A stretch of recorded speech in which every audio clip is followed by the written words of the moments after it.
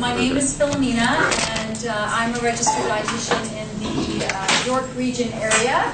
I've been a dietitian for over 20 years, and what I do best is working with people one-on-one to inspire them towards a healthier lifestyle. And so what we've started to do with the cooking classes is really taking a lot of the information that I do with people. All right, we're very relaxed. So it's okay. You know, we're cooking, we're talking. It's all good. We're good. And so what we're doing with the cooking classes is really just choosing monthly ideas to come out and share with you. And so if you're not signed up for our Nutrition Bites newsletter, please see me at the end to have you added. It's my free newsletter that I send out every month, and it's my way of communicating with you information, but as well as keeping you up to date with events. So my partner is Vernace-Inserra.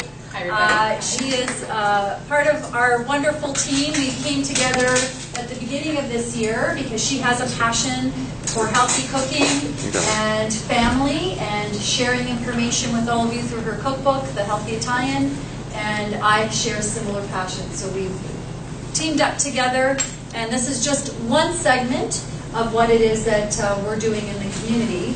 And our company name is called At the Table. So we're going to be at the table with you, talking about nutrition and all things food and nutrition as it affects your family, as it affects you, as it affects children, because it is so important to be able to talk about this at the table with your families and with your loved ones. So today we are talking everything healthy lunches.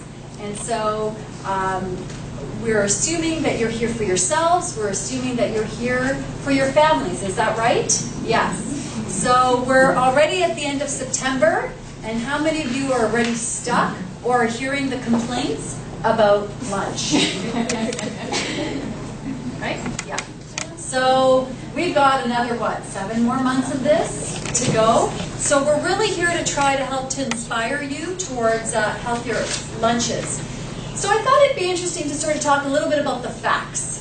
I don't know if you heard it on the radio today, actually just today, they released in the US some data that talked about how people are not really eating meals anymore, they're snacking. And so we're actually replacing meals with snacks. So in the US, we've replaced it with potato chips because that's the favorite snack. And in Canada, we've replaced it with a candy bar. That's our favorite snack. So I was in Washington a few weeks ago, and my son is here, so he can attest to that. So we were sitting having breakfast, and we were sitting on a bar stool looking outside, and it was 8:39 in the morning, and there was a stand outside, and she was all organized. She had her coolers at the front, she had her chips, she had her, oh my God, I don't know how many sugar sweets there were, but every second one read sugar something. And we looked to see what they were buying. And almost every person that went there bought either chips or pop. And it was 9 a.m. And yeah, this study confirmed it. Yeah, there you go. And we were astonished. And my son said, do you think they're saving it? And I said, well, no, unless they have a fridge at work. Probably drinking it or eating it now. Wow, and it was 8:30 in the morning. Yeah. So the reason why I bring it up as well in the news, because part of what I want to share with you today is some of the more alarming stats that we have about how we're eating and how our kids are eating and what they're learning from us. So I'm really happy you're here because you are instigators of change within your own families. And so 2 studies that I wanted to talk about. One is the Tracking Nutrition Trends report. It's a yearly report where we actually ask consumers, something like 35,000 consumers in Canada, about how you think you're eating. So that report was actually pretty encouraging, I thought. It said, oh, we're eating more fruits and vegetables, we're eating less fat and less sodium. Oh, this is good. I thought, well, we're on the right track. Well, we actually compared it to Health Canada, who actually sits down with you and asks you what to eat in a 24-hour period prior to the survey. It's not showing that at all. It's actually showing that the majority of us, including our children, are not getting enough of the foundation of a healthy diet, namely vegetables and fruits. So part of the perception, I think, as Canadians, as consumers, is we think we're eating pretty healthy. And when I see my clients in my office for the first time, I can guarantee you that most of them will say that. I have a pretty good diet. I have a pretty good diet. I just need some help. And then when we actually start looking at some of the changes that they need to make, it's quite significant. So even though you may feel that you have a good diet, we all stand to make little changes that will improve the nutritional quality of our diet, but will also improve that of our family. So the Canadian Community Health Survey is a really good one. It's on the Health Canada website if you're ever curious to see kind of what the rest of us are doing in Canada and how we're meeting or not meeting our needs. Because there's kids here, and we invited kids tonight because they're going to be getting up and helping Fina cook. So the first recipe Fina's going to do, I believe Daniel, her son, will be helping, and then the second recipe or third recipe, the other kids will be invited up if you want to, and older kids too. You're not kids anymore, but if you're wanting to get up and participate, you absolutely can. Okay, so it will be interactive for the kids. It's going to get really fun soon. You just have to kind of listen to us talk a little bit more. Okay? So, one little aspect of this that I want to just finish off with is, as parents, I think we're mostly parents here, yes? I know a lot of you, but what's startling to us as dietitians is that when that survey, the Tracking Nutrition Trends survey, asked are 12-year-olds enough about food handling and food safety, 18 to 34-year-olds said they don't like cooking because they don't have the skills needed to do some basic meal preparation. So things like chopping and slicing that maybe you and I take so for granted, and some of us take so for granted, our kids are not being passed down that skill of how to cook for themselves. And so now they're adults, they're over 18, they maybe moved away to go to school or have moved out to start their own careers, and they don't have the necessary confidence or skill to be able to prepare something very basic for themselves. So what's happening? They're eating out, and they're eating out a lot. And so whenever you hand over that control to the fast food establishments or restaurants, what happens?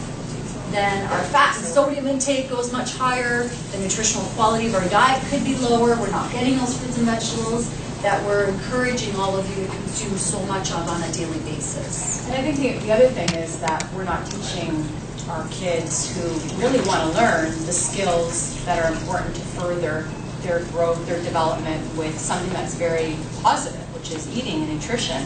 If we're putting negative messages out there, they have a negative connotation associated with meal planning. Oh, what are we doing tonight for dinner?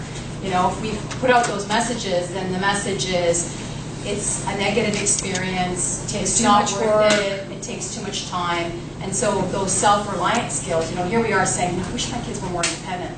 Well, this is one way to get them to be more independent. Bring them into the kitchen, make them part of the process, make it a positive experience. And it starts from going grocery shopping to bringing the bags of groceries in and investigating what the shopping trip was like, getting them to search for recipes. We're going to talk a little bit more about that. Being part of the process, and that in turn will teach them the skills that they need to become self-reliant as adults. And give them confidence, because we're all about confidence building too. I think that's important. I think it's just as important at a young age to teach them that they can do something. I remember my son Daniel, when he first did his omelet, he was so proud of the omelet. I think he took a picture and showed all his cousins. But, so, it's something that's rewarding for them, and we can show those positive experiences in the kitchen for sure. Yeah, absolutely. So inspire kids to get in the kitchen, even if they make a mess. It's okay. I'm kind of behind my daughter with the smoothies going, it's okay, honey, it's okay. Let's just mop it up, it's all fine. But get them in there, because it builds their confidence and self-esteem to be comfortable about getting out into the real world and cooking for themselves. themselves and knowing how to make a nutritious meal for themselves.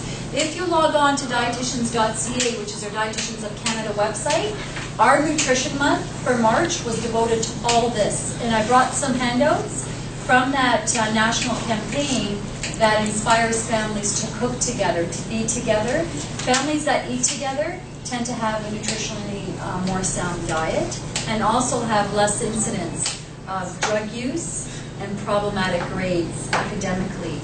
So just being together as a family, having home-cooked meals together as a family, if you do have children, is linked to academic grades being better as well as less substance abuse with our kids. So the benefits extend beyond vitamins and minerals and fiber. Okay? So what we're going to be following along tonight is the main handouts that we provided a copy to everybody. And one is the healthy lunch ideas. So it's the yellow one up top, paper clipped up top. There's basically 5 steps that we're going to go through tonight. And the first step is towards healthy lunches is to stock a healthy pantry in order to make these lunches effortless. So Fina's actually going to start by talking about her healthy pantry.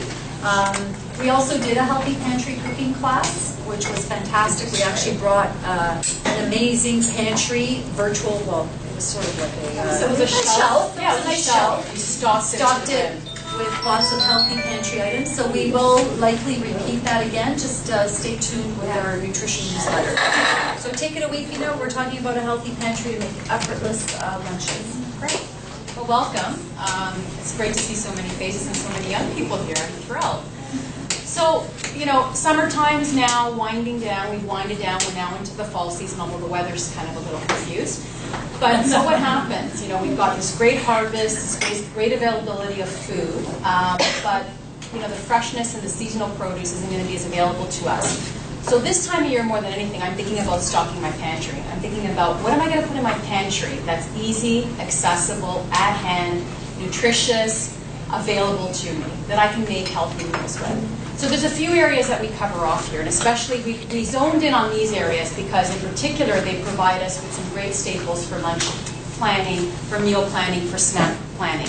So we're starting with our grains, our whole grains, like our wraps, our pitas, crackers. You know, you've got a variety with seeds, gluten-free ones with seeds. We've got brands like Triscuit and Revita and Cashew that make some good quality crackers. Low in sodium is what we want to use, of course. And why are they great? Well, they're great because if you want to pair them with cheese cubes, if you want to pair them with dips like the Tuscan hummus dip that I'm going to make, if you want them in a plowman's lunch, which is sort of a number of different things that go into a lunch, and I'll talk a little bit more about it, they're a great resource to have. And so have a variety. Some are flavored. Some, as I said, have more seeds and more nutrients. We have to watch the sodium and the oil levels, and of course, we want to choose ones without trans fats. Whole grains like our pastas, like our rices, our brown rices in particular, our barley and quinoa. You know, we've heard lots about quinoa, of course, being a super seed, even though we group it up as a grain. Barley has been around forever, an ancient grain that we've kind of forgotten about, and it's such a great one to put into soups. It cooks quickly, depending on the one you choose, a pearl versus a pot barley. It's great in salads. If you can cook some of these staples, some of these grains, like a brown rice, like a whole grain pasta, and have some in the fridge. Then if you have leftovers, whether it's a protein like a grilled chicken, whether it's a fish, even into a stir fry, you've got these available to you. So I often have some in the fridge, and I pair them up with, as I said, pork tenderloin sometimes, a great lean protein that we don't always think about when we think about lean proteins, but a great resource to have as well. And you can even mix them up with grilled vegetables. They really are a great resource to have in the fridge and in our pantry, of course.